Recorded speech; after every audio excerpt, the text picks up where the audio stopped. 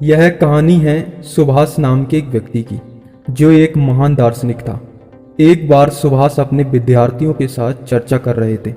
तभी वहाँ पर एक साधु आया और उसने कहा कि मैं लोगों को देखकर उनके चरित्र और व्यक्तित्व को बता सकता हूँ। तो क्या आप लोगों में से कोई अपने बारे में जानना चाहता है? अब सभी छात्र अपने गुरु सुभाष की तरफ देखने लगे और सभी लोग खामोश थे।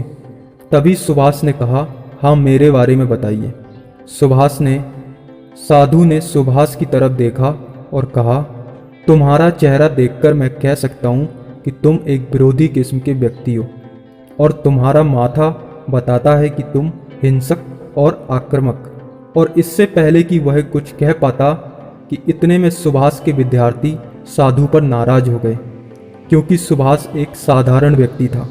वह बुद्धि के लिए जाना जाता था और उसका सम्मान किया जाता था, इसलिए छात्र साधु पर नाराज हो गए।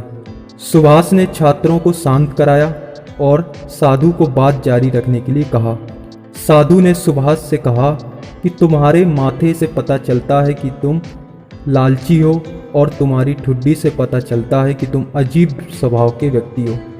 साधु की बात खत्म होने के बाद सुभाष ने साधु को धन्यवाद कहा और जाते वक्त पुरस्कार दिया। सुभाष के छात्र पहले से ही गुस्से में थे और यह बात सुनकर वे और गुस्सा हो गए। छात्रों ने सुभाष से पूछा कि उस साधु ने आपको बुरा भला कहा और आपने उसे पुरस्कार भी दिया। सुभाष ने कहा कि उसने जो कुछ भी कहा वह सब सच था। मैं लालची, क्रोधी, आक्रामक और अजीब व्यक्ति हूँ। हाँ, लेकिन वह मेरे बारे में एक बहुत ज़रूरी बात बताना भूल गया। उन्होंने केवल यह देखा कि मैं बाहर से कैसा हूँ। वह मेरी आंतरिक क्षमता और शक्ति को देखने में असफल रहे, जिससे मैं इन सभी बुराइयों को नियंत्रण में रखता हूँ। तो दोस्तों, सभी शक्तियाँ आपके अंदर मौजूद हैं। आप कुछ भी और सब कुछ कर सकते हो। बाहर की कोई भी चीज़ उस प्रकाश को कम नहीं कर सकती जो भीतर से चमकता है।